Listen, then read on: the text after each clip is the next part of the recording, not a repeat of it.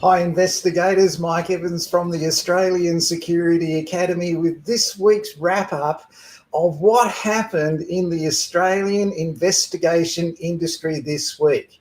I also promised this week that I would have our bug sweeping expert from Melbourne come on the program, but unfortunately, because of his work and being an essential service in his work, he has been inundated working for the government this week and filling out his forms so he can actually get out of his office and go and doing his work. So he will be coming to us in the next couple of weeks when things settle down in Melbourne. So unfortunately, we haven't got bug sweeping this week, which left a little bit of a hole in what I've got to do this week, but it's still quite a bit. So we will have that next week or the week after. And as promised, I'm only bringing professional people onto this program, so it's one worth waiting for and very interesting. Well, last week, I'm sure you noticed that we had problems with the sound and the speed of my voice. It's called an issue with codecs, so let's have a look at what happened last week.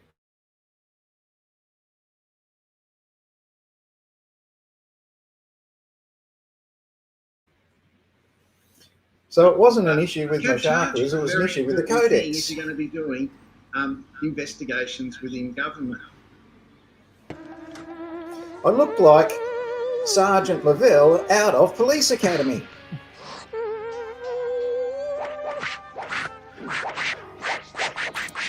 He thinks he's Bruce Lee. You want to bet? Daniel, wanna fight, huh? Fight me! So the great people have come to my rescue from Hugo & Co. You can Google them on Facebook, and they've given me some giveaways this week to make up for my disaster last week. All you have to do... Now, like this. So all you have to do to win one of our great giveaways from Hugo & Co. is...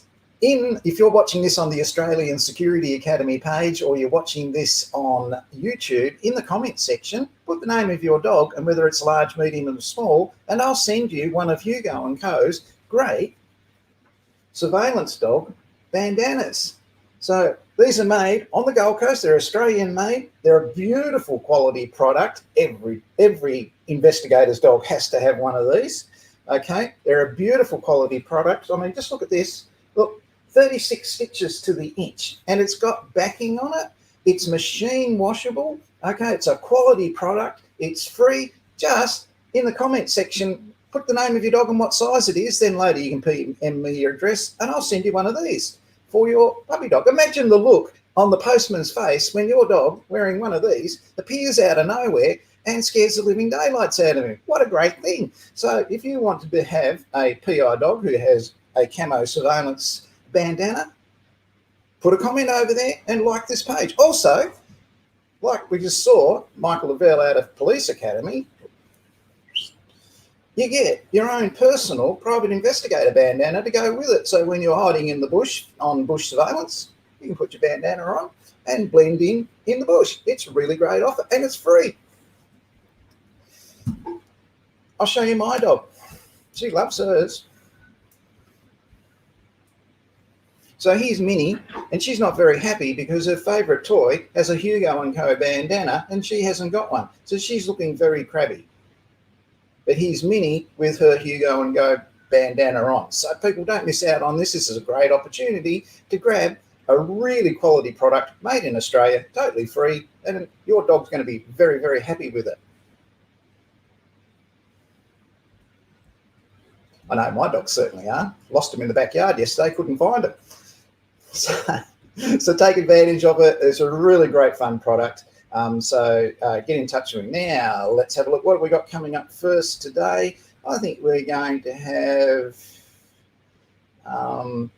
we'll go with Industry Association. An investigation industry association sounds like a whole bunch of old people standing around singing the national anthem.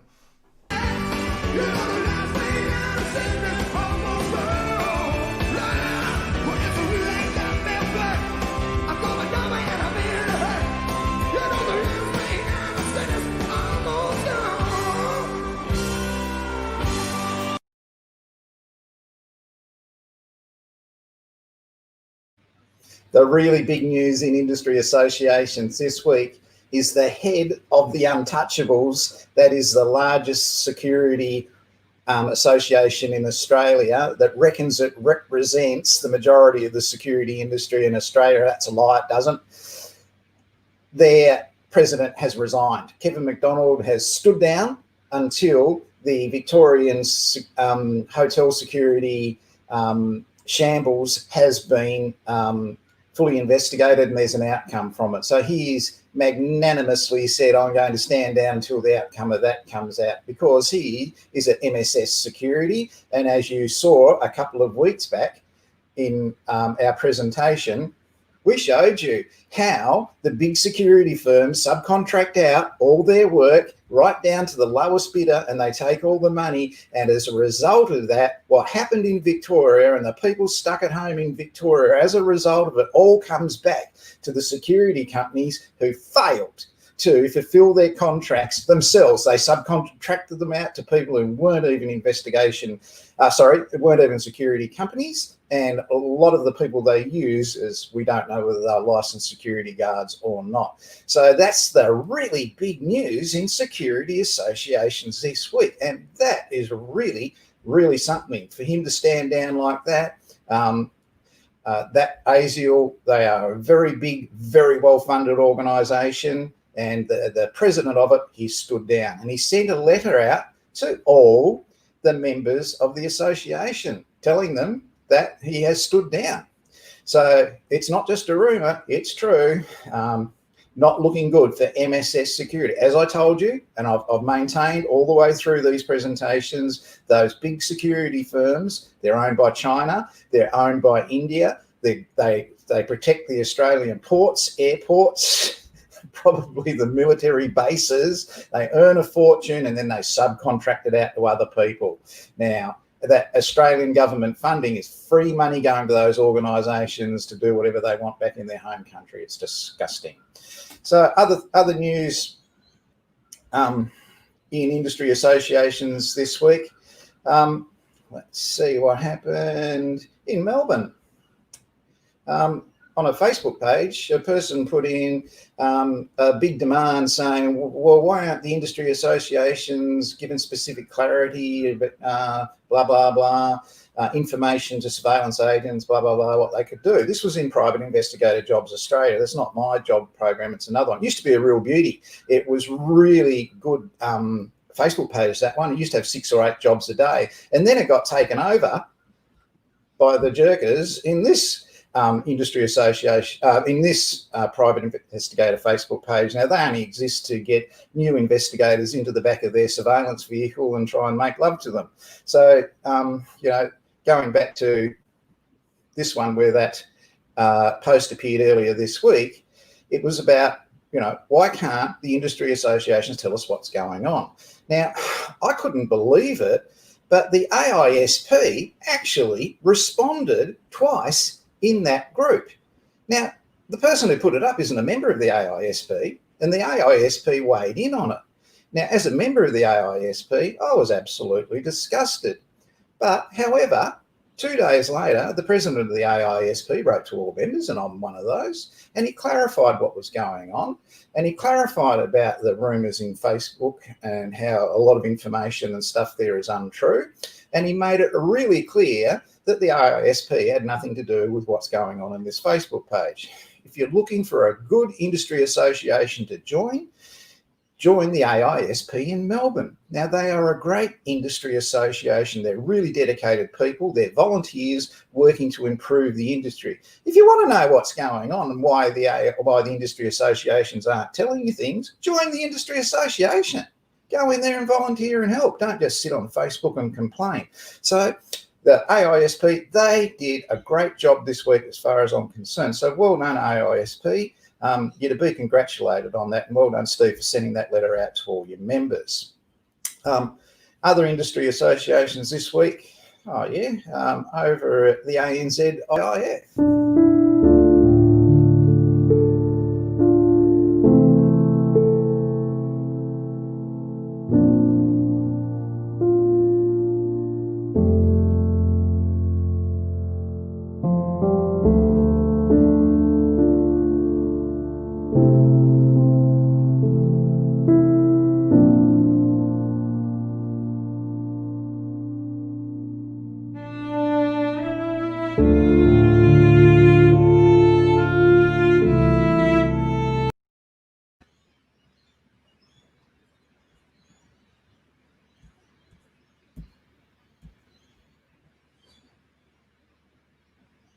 Oh, God, that was boring. ANZIF will stay away from that industry association, stick with RISP. Sorry, I fell asleep during that one. Okay, what's coming up next? Let's have a look at our Private Investigator movie of the week. So let's stay together.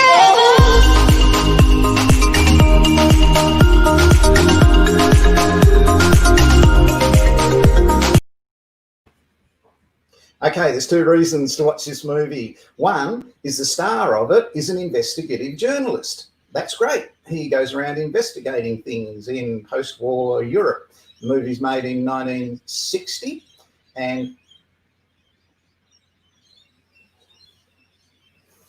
it has some really good investigation parts in it. It's also famous, this movie, for a lot of reasons, but one of those reasons, one of the actors in it actually gave his name to a system that still exists today in 2020, and this was in 1960. I'm not going to give that away. You have to watch the movie to see it. So let's have a look at the movie. And the really important part of the movie that all private investigators must take notice of, and it's in Victorian Police Detective Training School. So let's stay together.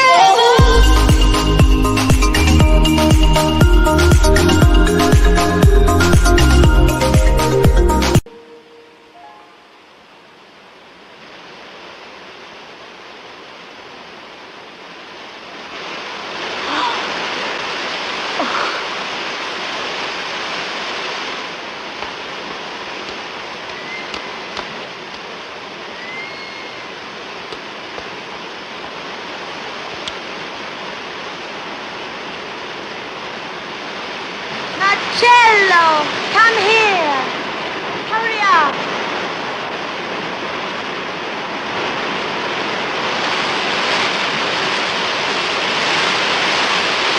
Sì, Silvia, vengo anch'io. Vengo anch'io.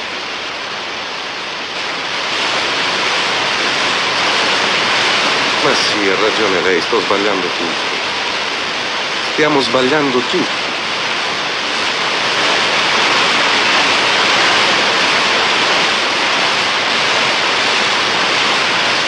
Silvia.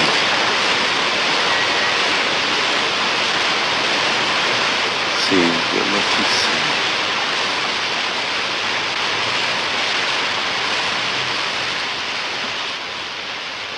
Listen.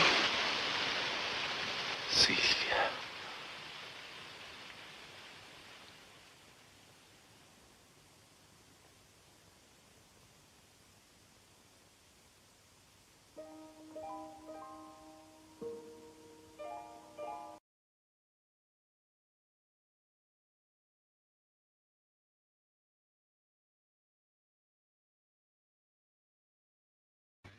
Yes, if it's too good to be true, take it up to the next level of situational awareness, just like Marcello did there with Anita Ekberg. He didn't fall for it. Well done, Marcello. You've got great situational awareness. All the private investigators really appreciate you doing that and showing us how it's done properly. Well done. Okay. We've got to look at a question I was asked last week about cab charge, and how I explained that it was something that you can investigate to look at fraud in local, state and federal government departments. So let's have a look at the advice from our team this week.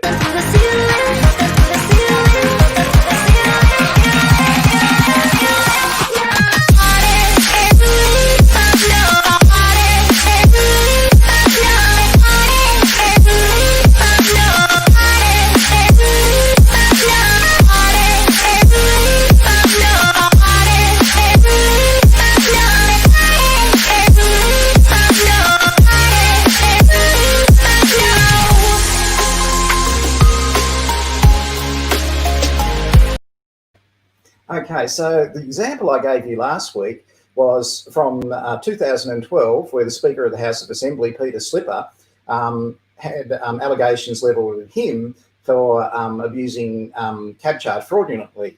And he'd fill in his cab charges back in the day, like had to fill them in with handwriting, and he'd write from suburb to suburb. Now, that wasn't acceptable, and they went and charged him with fraud. He got off on appeal, and that's okay. So that's a really big example of an investigation into a politician abusing cab charge. But what's an everyday one? This is what I've been asked this week. What's an everyday one where an investigator, just like yourself, might end up actually using cab charge to find out? Well, we had a situation where a TAFE college had some very expensive laptop computers. Now, these were valued at $15,000 each, and 12 of them went missing. So the investigator had a look at when they went missing. It was first known that they went missing, who had access to those in the room where they were kept at the library, what forms had to be filled out and by who to take them out. Also, they looked at who was at work at the time they went missing. So there's some of the things they did as part of their background checking, and they got down to a list of suspects. Now, with their list of suspects that they had that worked at that particular TAFE college, they then went and looked at the cab charge records, and they found one that had 6 cab charge records for 12 cab charge records for $27.50. And it was from the TAFE, but they didn't know where it was to, and it was back again. So 6 times this person went on a $27.50 trip that way, and then on a $27.50 trip back. As a public servant, wouldn't put his hand in his own pocket to pay a taxi fare or drive his own vehicle. He used cab charge. So the investigator booked a cab, went out the front of the TAFE, said to the driver, I want you to go north till it racks up at $27.50. So they drove north. They went along, and there was a vacant block there on either side of the road at $27.50. So they went back to the TAFE, and they drove west for $27.50. Off they went through the traffic lights, through Surfers Paradise, $27.50. There was a surf club, and then opposite that was just a bunch of flats and units. So they went back to the TAFE, and they drove east. This time they ended up in the business district of Surfers Paradise. And at the end of the $27.50, the cab driver pulled over right outside a second-hand dealership. And in the window of that second-hand dealership were 2 of the TAFE's computers. So the investigator went into the second-hand dealership, identified themselves, explained about the computers, requested the CCTV, and wouldn't you know it, there was their number 1 suspect. So it was the cab charge that gave that person away. So cab charge in the public service, use it. Now, another thing that happened last week, I told you about an investigation I was involved in the middle of the desert, Popel's Corner, where 2 states and 1 territory meet. A lot of people enjoyed that. And they said, well, where else? What's the sort of like, where else have you done investigations that are pretty extreme? The one that comes to mind that's probably the most extreme I ever sort of ended up in was in this place, which is Cockle Creek in Tasmania. Now, it's as far south as you can drive. You can't go any further than Cockle Creek. You end up in a national park, and you're not going to go four-wheel driving in it. So it's at the end of the road in Tasmania. It's a beautiful, serene spot, absolutely beautiful. And I had to go there. And the weird thing about it was the claimant I had to interview had a compulsory third-party injury. The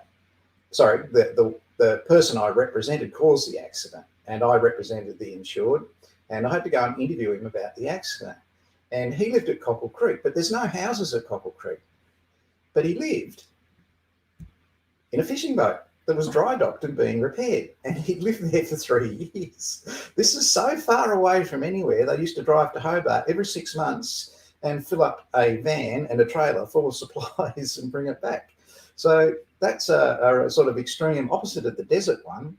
That I did several years ago at Cockle Creek. Brings back some very fond memories. Sitting in that fishing boat. This is a picture off the internet, but this is the way that fishing boat was dry docked, and they were repairing it and living in it and repairing it at the time. So people that live on the land in fishing boats, they have car accidents too. It's now time to look at one of the favourite reasons that people actually watch this program. I've just got to find it and bring it up. Just gotta let it go. I often sit and wish that I could just change my past. To think about you, Dad, there's so much shit that I could ask. Like, why am I still haunted by the day that you left? Okay, it's our positions vacant for the week. And there's been several positions vacant this week. And that's right around Australia. So those positions, this one, it's a fraud case manager. Now, it's based in Canberra. You've got to have a certificate for in government investigation or a certificate for in fraud control. But this one you can see on our Australian Security Academy corporate, private and government investigator website. It's there. It's telling you all about the job. It's a really great opportunity. And I think that's going to be a very contemporary opportunity in relation to what's going on in the COVID-19 system. So it's a fraud case manager's job in that. Another job that came up this week, Kerrigan's, MJ Kerrigan and Associates, are looking for investigators, surveillance and circumstance investigators in South Australia. Now, that's great news because I've got several South Australian students at the moment. They're going to be looking forward to doing investigation work over in South Australia. But you can see that job from MJ Kerrigan's on our Facebook page. Now, this is a beauty. This is a really good job. If you are into security risk management and investigations, this is a great position. Now, Kmart want a national shrink control manager. Now, instantly you think of Honey, We Shrank the Kids, and that should be our movie of the week next week, but it's got nothing to do with investigations. This position vacant is from warehouse to on the shelf. It's got nothing to do with people stealing from the shop. That's incredible, isn't it? So rather than profit protection in store and retail theft or shoplifting, this is about the storage and transport stealing from Kmart. Now, it happens, okay? So people steal from the warehouse, people steal goods in transport, they substitute them, they do all sorts of things. Now, you have to have a good understanding or qualifications in security risk management and investigation to do this job. And Kmart are very serious about it. They want to keep their prices down. They don't want to factor in higher prices just because people steal from them out of, trucks or out of warehouses. And so you're going to actually be in charge of that. They have 235 stores, 34,000 employees. This is a really big distribution centre and a great opportunity to stamp your authority in the retail security industry as an investigator or security risk manager in Australia. So get over and have a look at that job.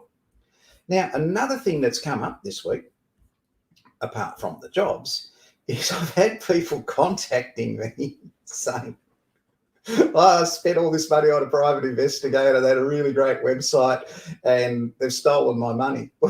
People, I don't know. Look, if you go to a website and you sucker for it, so this one in Sydney, Armstrong Investigations, you can't go to the police and say, oh, look, I gave them thousands of dollars and they took off with my money. The police won't care. The police have got COVID-19 to deal with. They've got terrorism to deal with. The police have got domestic violence to deal with. If you go and hand over a whole stack of money to someone you have no idea who they are, when you didn't even ask them, it's bad luck. It's your own fault.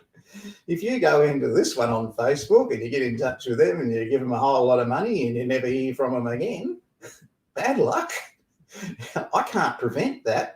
You must have your own security situational awareness, just like Marcelo in our movie of the week. Anything could have happened to him in that fountain, and he was clever enough to look around. So if you see websites that are just too good to be true, and you want an investigation done, and you ring them up and they say, oh yeah, that'll cost you $30,000, and you give them the money, that's your own silly fault. How do you prevent that? You say to each person you ever interact with as a licensed private investigator, I'm trying to find mine desperately here, show me your PI license. You don't give anyone any money until they show you their PI license. It's got their name on it. That person you got off the U-Butte website that was just too good to be true, who said, just give us 17 grand, I'll fix that for you. You'll never hear from them again, ever, right? Because they haven't got one of these, right? It's got the person's name on it. Okay, so this is mine. It's got Michael Evans on it. And then you can go and check that on the Victorian Police Licensing Regulation Division website, because this is my Victorian license, all right? So you know who you're dealing with. But if you don't check that, well, I'm sorry, the police can't do anything about it, and neither can anyone else. And you can go, well, I'll go to the licensing division, and they'll say to you, well, I don't know, you went to a Sydney investigation agency, gave them 17 grand with the Victorian Licensing Regulation Division. That's New South Wales' fault. Now, over in New South Wales, the security industry licensing body up there have got real problems with MSS security and what's going on with COVID-19. They're not going to be interested in your 17 grand. So look, your situational awareness is paramount. You don't go and give money to people without knowing who they are. That's just a totally silly situation to be in. Don't do it. Now, I've just got to come back. All right, we're nearly finished. I think I have covered everything. Don't forget, people, to get those bandanas this week. You got to like over in the comment section to know you're sending me an email saying, I want a bandana for my teddy bear so I can have a really great looking cool teddy bear, okay, or for me or for my dog, right? They're doggy bandanas and people one's matching, okay? You can't write to me and ask for it on email. You've got to go over into the comment section, tell me what your dog's name is, tell me what size your dog is, and I will send you. I'll have to ask you for your postal address, but I'll post it out to you, and you should have it next week or the week after. And that's a really great, high quality product. So that's the people bandana. Here's the doggy bandana. Okay. Hugo and Co. Get on Facebook. They've got a range of it. They've got Christmas ones. They've got birthday ones for your puppy's birthday. I only deal with private investigator dog camouflage bandanas, but, you know, Hugo and Co will help you out with whatever you need. They're great people at Hugo and Co, and they're Australian made. Okay, last thing. Now, I mentioned before there was a private investigator page. There used to be a real good one, and then it got taken over by people from another private investigator page, this one. These guys, their focus is... you know, basically find out who's new in the industry and then get them into the back of your surveillance vehicle and leave a nasty taste in your mouth. Not a nice bunch of people to deal with. And my warning to you, if you're a new investigator, doesn't matter what state or territory you're in Australia, please watch this and take notice.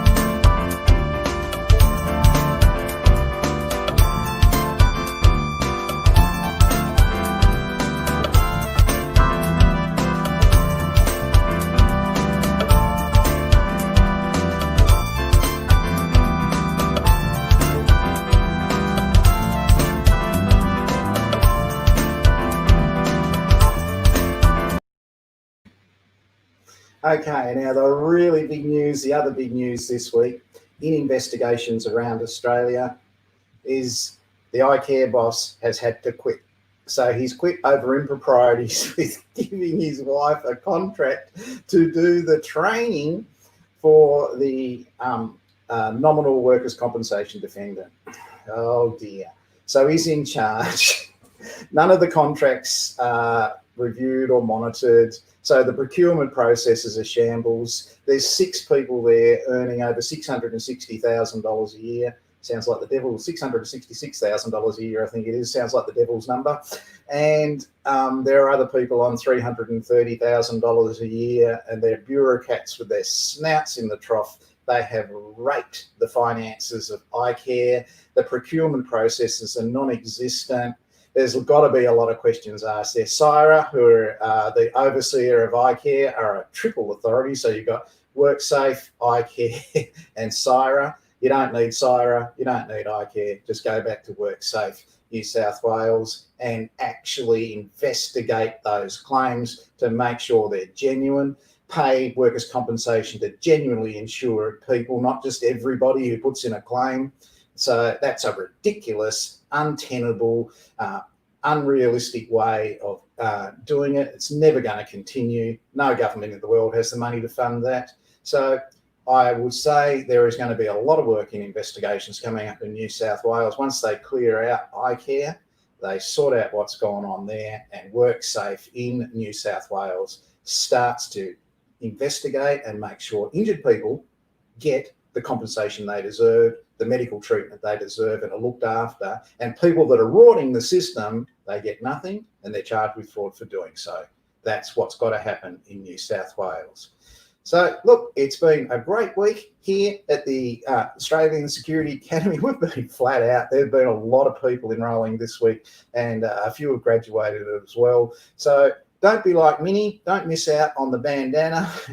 She said her little toy's got one. Here she is now. She's got one. And that's what a quality product. Get in touch with Hugo and Co. They're on Facebook. Tell them Mike Evans sent you. Great people, made in Australia, durable quality stuff. That's it for this week. We hope to be back next week with our bug sweeping program. If not, then it'll be the week after. But I was asked for it. We've got the person who's going to do it. So let's hopefully they'll be here next week. Once again, and as always, I'm Mike Evans from the Australian Security Academy. We'll just go out with our preview on next week. Hopefully. I'm ready, I'm ready, I'm ready, I'm ready.